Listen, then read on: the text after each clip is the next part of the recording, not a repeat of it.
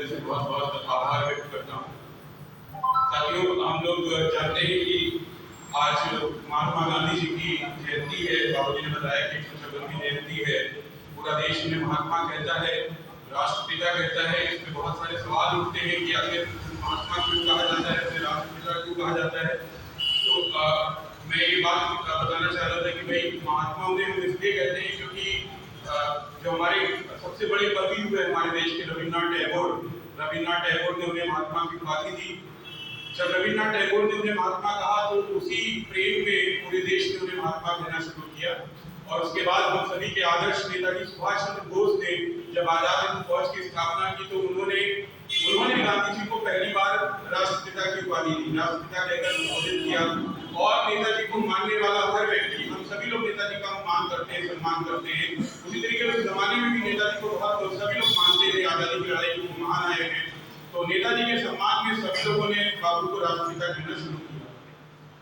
जिस जगह हम लोग खड़े हैं, हम लोग और जिस गांव से हम लोग आते हैं, मटियारी से, तो और जिस पेशे से आप लोग आते हैं, वकालत का जो पेशा है, तो मैं बैठ करके सोच रहा था और मेरे दिमाग में एक ख्याल आया कि महात्मा गांधी से हम सभी लोग जो लोग यहाँ मौजूद हैं, हम सभी लोग 3 तरीकों से कनेक्ट कर सकते हैं, 3 तरीकों से अपने आप को जोड़ सकते हैं। अगर आप पेशे के तौर पे देखें तो आप अधिवक्ता हैं, आप वकील हैं, और हम गांधी जी को अधिवक्ताओं का पितृ पुरुष मान सकते हैं। उसी तरीके से अगर हम धार्मिक तौर पे देखें तो हम सभी लोग ये बात जानते हैं कि महात्मा गांधी हिंदू धर्म की जिस परंपरा से, जिस विधा को मानते थे, उसका नाम प्रणामी संप्रदाय था। मैं बीते साल पोरबंदर गया था जहाँ पर महात्मा गांधी का जन्म हुआ, और आप यकीन मानिए कि जैसे यहाँ से मटियारी चौराहा महात्मा गांधी जी के घर से इतनी ही दूरी पर प्रणामी धर्म का मंदिर स्थापित है। उनकी धर्मपत्नी कस्तूरबा बचपन से प्रणामी संप्रदाय को मानने वाली रही। महात्मा गांधी के जो चाचा थे, उन्होंने अपना सब व्यवसाय छोड़ करके प्रणामी धर्म को अपना लिया था। और रिचर्ड एटनबरो की बहुत फेमस फिल्म है, बहुत महत्वपूर्ण फिल्म है गांधी के ऊपर। अगर आप उस फिल्म को देखेंगे तो उसमें एक सीन आता है जब गांधी जी दांडी यात्रा से निकलने वाले थे और वो अमेरिका के एक बहुत बड़े जर्नलिस्ट से बात कर रहे हैं। वो कहते हैं कि मैं हिंदू धर्म की जिस परंपरा को मानता हूँ वह प्रणामी है, और हमारे संप्रदाय में जो किताब है वो विल्जम स्वरूप है, और ये बड़ी अनूठी किताब है। ये हिंदू मुसलमान में भेद नहीं करती, ये जातियों के आधार पर भेद नहीं करती। तो मटियारी गांव में उसका एक बहुत प्राचीन, बहुत महत्वपूर्ण मंदिर है, और हम सभी लोगों की आस्था, सभी लोगों का विश्वास उस संप्रदाय में है। तो धार्मिक तौर पर भी हम महात्मा गांधी से कनेक्ट करते हैं। इसके अलावा जिस जगह हम खड़े हैं, ये बड़ी ऐतिहासिक जगह है चिन्हट। यहाँ 1857 की लड़ाई हुई, अंग्रेजों को यहाँ हराया गया। असहयोग आंदोलन शुरू होने के कुछ साल पहले महात्मा गांधी जी यही चिन्हट किराए पे, जो अभी गांधी चबूतरा बना दिया गया, वहाँ पर आए थे। उन्होंने एक अस्पताल का नाम उद्घाटन भी किया था। तो महात्मा गांधी से जुड़ी बहुत सारी बातें हैं जो हम लोग एक दूसरे से साझा करते रहते हैं। साथ ही साथ मैं एक आखिरी बात कह करके अपनी वाणी को विराम दूंगा कि देखिए ये दौर बहुत चुनौतीपूर्ण है। आप सभी अधिवक्ता बता रहे हैं कि किस तरीके से अधिवक्ताओं को तमाम मुसीबतों का सामना करना पड़ रहा है। जबकि अगर अधिवक्ता कमजोर होगा या उसकी आवाज को दबाया जाएगा तो समाज में न्याय की गुंजाइश बिल्कुल खत्म हो जाएगी, और न्याय हमेशा से न्याय पाना बहुत मुश्किल रहा।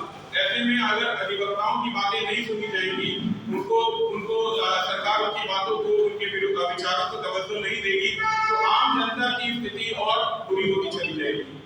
इसके साथ ही मैं एक कहना चाह रहा था कि देखिए हम लोगों को हाथी के दांत नहीं बनना चाहिए।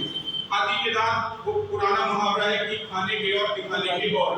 जो सरकार मौजूदा समय में चल रही है, ये गांधी जी की जन्मतिथि है। गांधी जी को हम सभी याद कर रहे हैं, कभी बातें नहीं कहनी चाहिए, लेकिन जो हो रहा है उससे भी आंखें बंद नहीं की जा सकती है।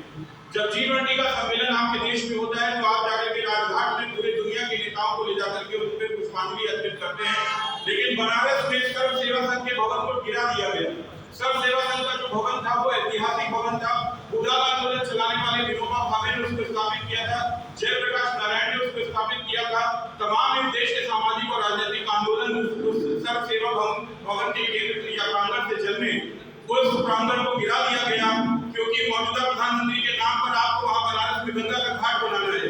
तो गांधी जी को आप इस तरीके से याद करेंगे कि जब कोई आएगा उसको दिखाने के लिए आप राजघाट जाएंगे, लेकिन गांधी जी से जुड़ी हुई जगहों को आप लगातार गिराने का काम कर रहे हैं। अहमदाबाद में जो गांधी जी का आश्रम आश्रम था, साबरमती आश्रम, जहाँ पे महत्वपूर्ण ऐतिहासिक दांडी यात्रा शुरू हुई, उस साबरमती आश्रम को सरकार गिराने का काम कर रही है, उसकी जमीनों पर सरकार कब्जा करने का काम कर रही है। आप बताइए कि किस मुंह से आप घाट जाते हैं? आपके मन में जो है जिसने गांधी की हत्या की, आपको सार्वजनिक मंचों से भी उसी व्यक्ति को स्वीकार करना चाहिए। आपको गांधी की पूजा, गांधी की फोटो पर माला चढ़ाने का, गांधी की समाधि पर जाकर के माला चढ़ाने का कोई हक नहीं, कोई अधिकार नहीं, क्योंकि आपके मन में अहिंसा नहीं, आपके मन में हिंसा है, आपके मन में झूठ है, आपके मन में कपट है। ये गांधी जी को याद करने का दिन था, बहुत कड़वा नहीं बोलना चाहिए, तो मैंने पहले कहा था। गांधी नेताओं के नेता हैं, गांधी नेताओं के नेता हैं। आज उनके बगल में दूसरे नेताओं को खड़ा करने की कोशिश की जा रही है, ये मुमकिन नहीं है। गांधी वो नेता है जिनको मानने वाले लोगों में बड़े बड़े नाम है, पंडित जवाहरलाल नेहरू, डॉक्टर राजेंद्र प्रसाद हो, मोतीलाल नेहरू, मदन मोहन मालवीय हो, श्री राजगोपालाचारी हो, डॉक्टर राम मनोहर लोहिया हो, जयप्रकाश नारायण हो। हम लोग गिनाते गिनाते थक जाएंगे कि देश में ऐसा कोई नेता नहीं हुआ जो गांधी से प्रभावित ना हुआ हो। भले बाबा साहब डॉक्टर भीमराव अम्बेडकर के उनसे तमाम विरोध थे, लेकिन आप आखिर में देखेंगे जब संविधान बनाने की बारी आई तो गांधी जी की वजह से कांग्रेस के उस तत्कालीन नेतृत्व को झुकना पड़ा और उन्हें बाबा साहब को जगह देनी पड़ी। तो गांधी जी का रोल इतिहास में बहुत महत्वपूर्ण है। वो किसी के मिटाने से मिटेगा नहीं, वो किसी के झुकाने से झुकेगा नहीं। गांधी को मानने वाले लोग थे, हैं और आगे